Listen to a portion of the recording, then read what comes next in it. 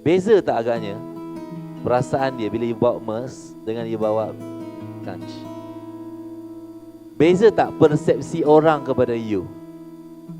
Dia buat langsir, buat rumah datuk-datuk, datin-datin, tapi dia pergi naik basikal. Apa persepsi tuan rumah ni, datuk datin ni, bila dia letak harga tinggi? Dia akan rasa macam, mahalnya kau datang kos kau pun naik basikal je. Dia akan rasa you ni cheap-cheap. Bila dia rasa you cheap-cheap, bukan dia tak boleh pasang yang murah, dia tak nak associate dengan benda yang murah. Faham ke faham? So, ikut saya. Apa yang orang lihat,